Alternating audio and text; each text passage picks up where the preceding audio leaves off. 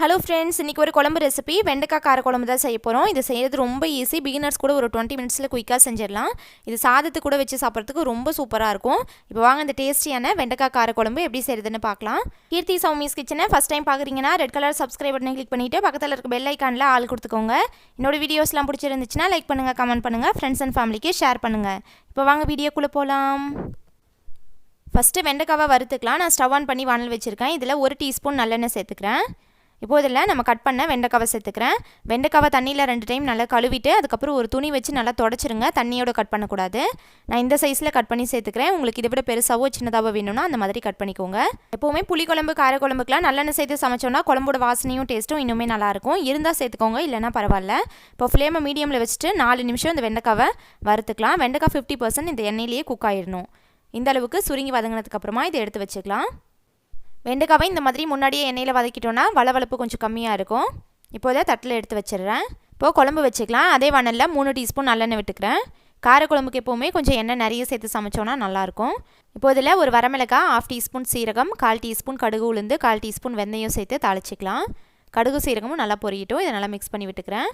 வெந்தயம் கம்மியாக சேர்த்துக்கோங்க. ரொம்ப நிறைய சேர்த்துட்டோன்னா குழம்பு லைட்டாக கசக்கும். நான் இன்றைக்கி குழம்பு 3 பேர் சாப்பிட்ற அளவுக்கு தான் செய்ய போகிறேன். அதுக்கு நான் ஒரு 15 வெண்டைக்காய் மட்டும்தான் எடுத்திருக்கேன். நீங்கள் எவ்வளோ பேருக்கு செய்கிறீங்களோ அந்தளவுக்கு எக்ஸ்ட்ரா எல்லாத்தையுமே எடுத்துக்கோங்க. இப்போ அதில் ஒரு 3 பல்லு பூண்டு இதை தட்டி சேர்த்துக்கிறேன். இது கூட கொஞ்சமாக கருவேப்பிலை சேர்த்து இதை 1 நிமிஷம் வறுத்துக்கலாம். நல்லெண்ணெய்ங்கிறதுனால இந்த மாதிரி பொங்கி வரும் கருவேப்பிலை சேர்த்தோன்னா. இப்போ இதில் 2 மீடியம் சைஸ் வெங்காயம் நல்லா பொடியாக கட் பண்ணி சேர்த்துக்கிறேன். வெங்காயமும் ஒரு 2 நிமிஷம் வதங்கட்டும்.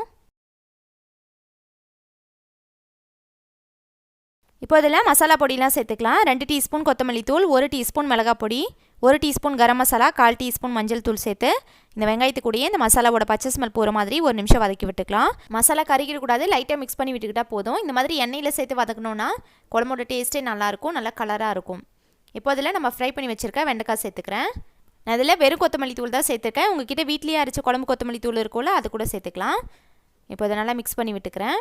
நான் இன்றைக்கி ஒரு 15 வெண்டைக்காய் 1/4 கிலோ அளவுக்கு தான் கட் பண்ணி சேர்த்துருக்கேன். உங்களுக்கு வெண்டைக்காய் அதிகமாக சேர்க்க பிடிக்காதுன்னா கம்மியாக சேர்த்துக்கோங்க. இப்போ இதில் தக்காளி சேர்த்துக்கலாம். நான் ஒரே ஒரு பெரிய சைஸ் தக்காளி மிக்சியில் நல்லா பேஸ்ட்டாக அரைச்சி சேர்த்துக்கிறேன். நம்ம புளி சேர்க்க போகிறோம், அதனால் நான் தக்காளி 1 மட்டும்தான் சேர்த்துருக்கேன். தக்காளியோட பச்சை ஸ்மெல் போகிற மாதிரி ஒரு 2 நிமிஷம் அதை வதக்கி விட்டுக்கலாம். இந்த மாதிரி பேஸ்ட்டை சேர்த்தோன்னா தக்காளி சீக்கிரமாக வதங்கிடும், குழம்பும் நல்லா திக்காக இருக்கும்.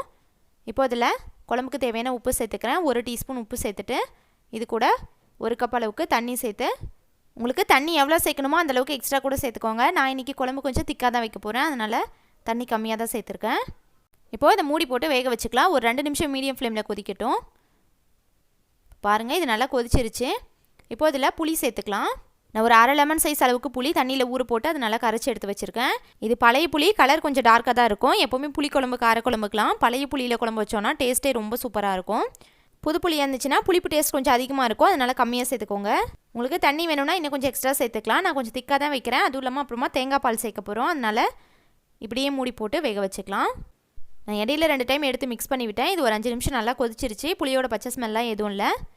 இது நல்லா கலந்து விட்டுட்டு இப்போ இதில் தேங்காய் பால் சேர்த்துக்கலாம். நான் ஒரு 1/4 மூடி தேங்காய் மிக்ஸி ஜாரில் சேர்த்துட்டு கொஞ்சமாக தண்ணி சேர்த்து நல்லா ஃபைன் பேஸ்ட்டாக அரைச்சி அதுலேருந்து பால் எடுத்து சேர்த்துக்கிறேன்.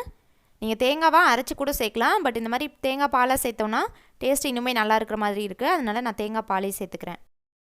இப்போது இதை நல்லா கலந்து விட்டுட்டு உப்பு காரெலாம் கரெக்டாக இருக்கான்னு செக் பண்ணிக்கோங்க. இப்போ இதை மூடி போட்டு ஒரு 2 நிமிஷம் கொதிக்க வச்சுக்கலாம். தேங்காய் பால் ரொம்ப நேரம் கொதிக்க வைக்க வேணாம். பாருங்கள், இது நல்லா கொதிச்சிருச்சு. குழம்பும் கரெக்டான கன்சிஸ்டன்சியில் இருக்குது. உங்களுக்கு இன்னும் கொஞ்சம் வாட்டரியாக வேணும்னா தண்ணி எக்ஸ்ட்ராவாக சேர்த்துக்கோங்க. இப்போ இதில் லாஸ்ட்டாக 1/2 டீஸ்பூன் வெல்லம் சேர்த்துக்கிறேன். வெல்லம் சேர்த்தனோன்னா குழம்போட டேஸ்ட்டும் நல்லாயிருக்கும். அதுவும் இல்லாமல் புளி குழம்பு கார குழம்புக்கெலாம் வெல்லம் சேர்த்தனோன்னா அசிடிட்டி ஃபார்ம் ஆகாமல் இருக்கும். இப்போ கொஞ்சமாக கட் பண்ண கொத்தமல்லி தழை சேர்த்துட்டு இது நல்லா கலந்து விட்டு ஸ்டவ் ஆஃப் பண்ணிடலாம். மூடி போட்டு ஒரு 1/2 மணி நேரம் அப்படியே வச்சிட்டோன்னா நல்லா எண்ணெய் பிரிஞ்சு குழம்பு சூப்பராக ரெடி ஆயிரும். வெறும் சாதத்து கூட வச்சு சாப்பிட்றதுக்கே ரொம்ப நல்லாயிருக்கும். கூட ஒரு அப்பளம் வச்சுக்கிட்டோன்னா அவ்வளோதான், நம்மளோட டேஸ்டியான வெண்டைக்காய் கார குழம்பு சூப்பராக ரெடி ஆயிடுச்சு. இந்த ரெசிபி நீங்களும் கண்டிப்பாக ட்ரை பண்ணிவிட்டு ஃபீட்பேக் கமெண்ட்ஸில் சொல்லுங்கள். இந்த வீடியோ பிடிச்சிருந்துச்சுன்னா லைக் பண்ணுங்கள், ஷேர் பண்ணுங்கள். கீர்த்தி சௌமிஸ் கிச்சனை சப்ஸ்கிரைப் பண்ணுங்கள். தேங்க்ஸ் ஃபார் வாட்சிங்.